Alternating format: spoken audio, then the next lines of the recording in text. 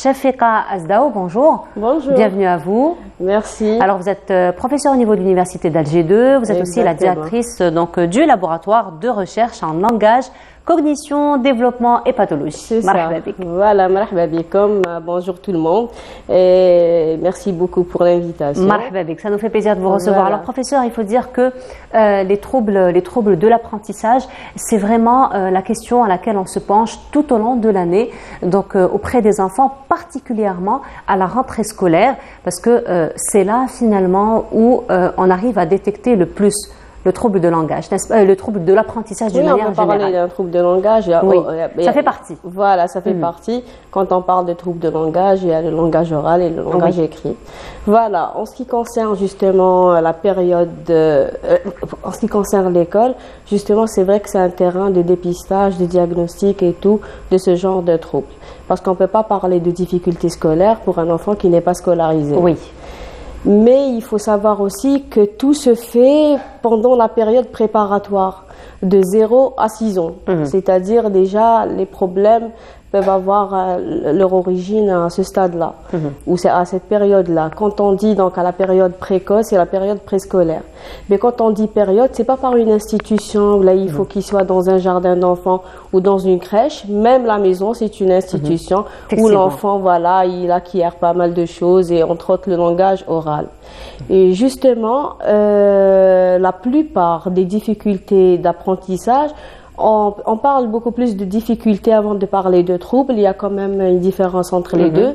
Quand on dit une difficulté d'apprentissage, là, quand il y a une traçabilité où l'origine est clarifiée. Par exemple, il peut être affectif, il peut être cognitif, il peut être.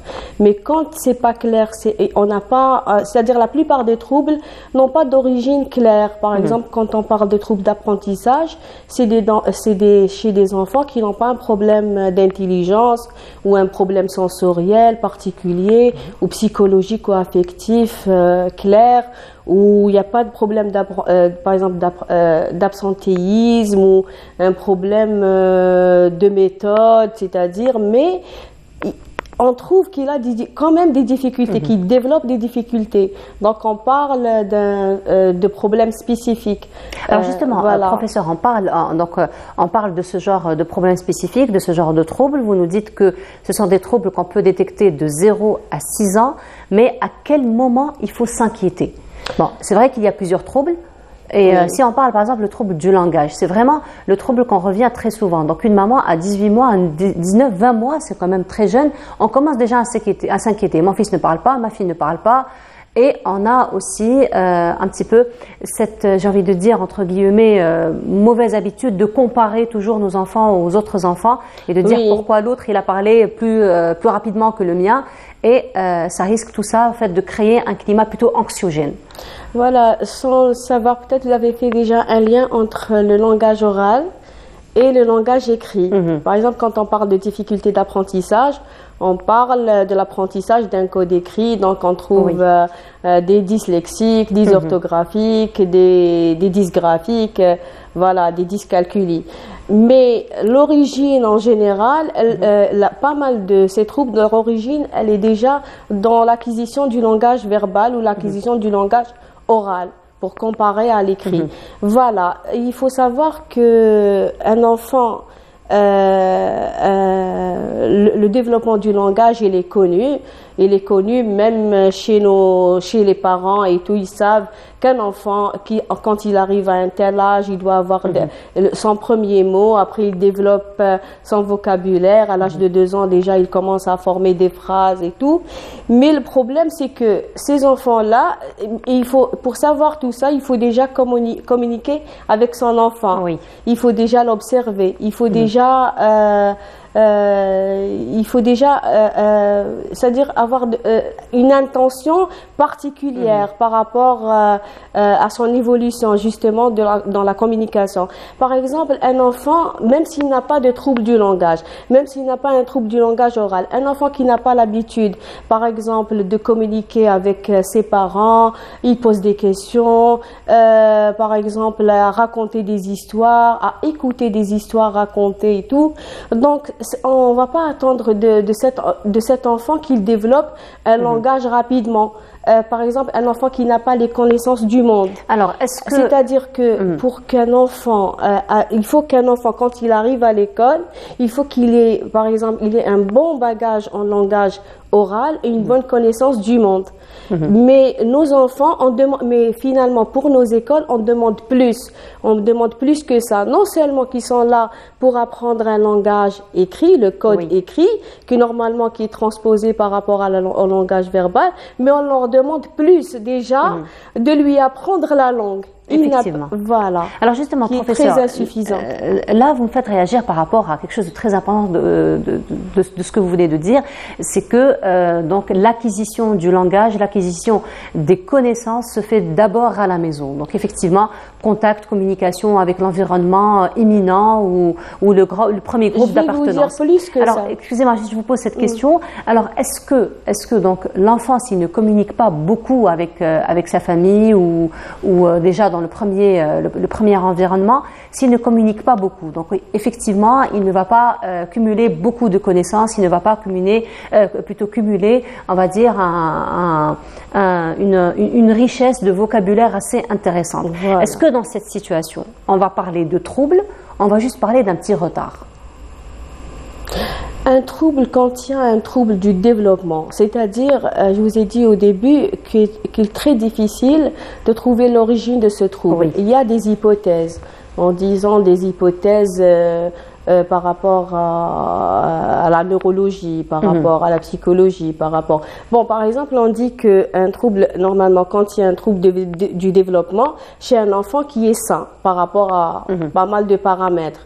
Donc, on parle, par exemple, d'un trouble, on dit, c'est...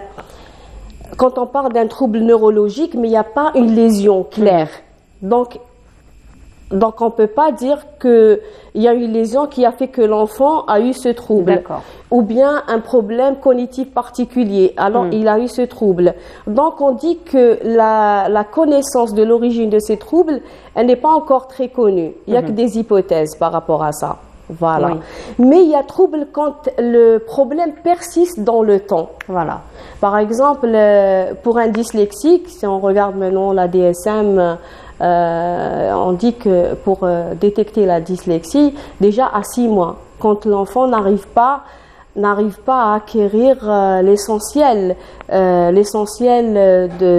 du code écrit par rapport à son âge. Et il a un décalage important par rapport aux enfants qui ont... C'est-à-dire à 6 mois de la scolarisation. À 6 mois de la scolarisation. D'accord. Déjà, on peut parler d'un trouble d'apprentissage. Et justement, là, il lui faut une prise en charge spécifique, déjà.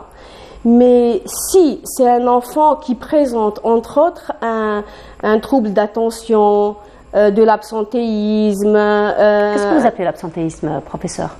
Un enfant, par exemple, qui est tout le temps absent.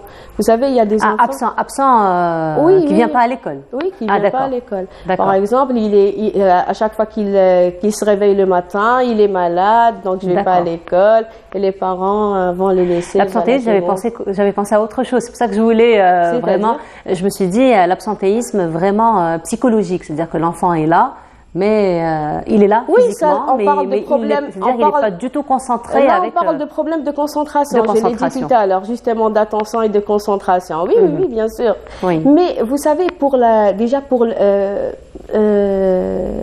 je vais vous dire que, par exemple, pour apprendre la lecture et pour apprendre l'écriture et tout, ça commence déjà à 0 âge. Oui.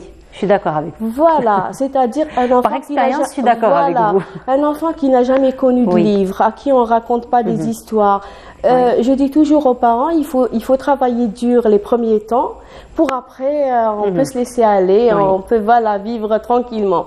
Mais on peut pas faire un projet. En fait, c'est un ancrage qu'on fait avec l'enfant. Voilà, c'est-à-dire un enfant avec qui on communique tout le temps, on lui parle tout le temps. Forcément, il est dans le bain, donc il acquiert beaucoup de choses.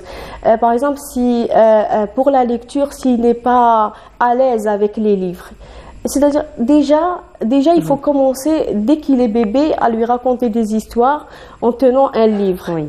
Maintenant, d'ailleurs, on trouve des livres en chiffon, des livres... Voilà, donc c'est pas Haïdek Bar qu'on a produit ce genre de livre. Alors, un enfant qui a l'habitude, justement, d'être dans ce bain-là, il n'attend que le moment où il va comprendre ce code-là et pour lire. Donc, on l'a préparé déjà à ça. Mais un enfant, justement, il y a un problème par rapport à nos jardins d'enfants et tout. J'ai été voir, j'ai trouvé que finalement, rien n'est mis, par exemple, en place pour développer le langage verbal. C'est aussi l'école, c'est-à-dire même dans un jardin d'enfants, on lui apprend à écrire, on lui apprend à lire, il est là, donc ils font justement les mêmes tâches que font l'école. Alors que justement c'est à ce moment-là où on doit travailler le langage oral, parce que la plupart des troubles, on les trouve déjà entre 0 et ils se révèlent à l'âge de 3 ans.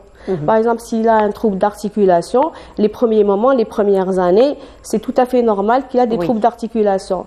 Mais quand ces troubles d'articulation persistent et restent massifs jusqu'à l'âge de 3 ans, 2 ans et demi, 3 ans, il faut les prendre en charge. Alors si l'enfant arrive à 2 ans, il n'a pas de phrase, il faudrait le prendre en charge. Justement, alors là, vous me tendez la perche, professeur, par rapport à la prise en charge. Donc, ce sont des troubles qu'on peut détecter vraiment à un âge très très précoce. Et donc, la prise en charge, plus tôt elle se fait, mieux ça vaut pour l'enfant. Donc, la prise en charge, certainement, elle est du cas par cas. Oui, bien sûr. On n'a pas de recette. Comment se fait justement? On n'a pas de recette. On n'a pas de recette, c'est-à-dire générale pour tout le monde. Vous savez, l'enfant qui présente un trouble ou une difficulté de langage, il ne peut pas être comme un autre. Ça dépend du vécu, de l'environnement social de l'enfant, ça dépend de ses capacités, ça dépend de beaucoup de choses. Donc, on prend chaque enfant par rapport, c'est pour ça qu'on fait un bilan. Avant de prendre en charge, on fait un entretien avec les parents pour prendre un petit peu tout ce qui concerne l'enfant, pour le connaître mieux, son environnement et tout. Et après, on établit un protocole de prise en charge par rapport à chaque enfant. Voilà. Et bien sûr, toujours avec la collaboration des parents qui restent quand même... Sans la collaboration des parents, on ne peut rien faire. Elle ne peut pas réussir la prise en charge. C'est pas possible. Et aussi, sans que l'enfant soit motivé par rapport aussi à sa prise en charge, l'enfant doit comprendre pourquoi il est là. Pourquoi il est là, donc... Encore une fois, la communication qui entre en jeu. En tout cas, professeur, merci beaucoup de nous avoir éclairé encore plus sur les troubles donc, de l'apprentissage d'une manière générale sur l'enfant. Donc, on retient que les troubles se manifestent entre 0 et 6 ans. Et la prise en charge, c'est à ce moment-là ça, c'est par rapport au langage oral, mais les troubles ou les difficultés du langage écrit ou les difficultés d'apprentissage, elles se révèlent avec l'école. On ne peut pas parler de difficultés d'apprentissage. Effectivement. En tout cas, merci beaucoup, professeur, d'avoir été parmi nous ce matin. Je rappelle, professeur Shafiqa Azdaou, vous êtes donc professeur à l'université Alger 2. Vous êtes aussi la directrice du laboratoire langage, cognition et développement et pathologie. Voilà, c'est ça. En tout cas, merci beaucoup d'avoir été parmi nous ce matin.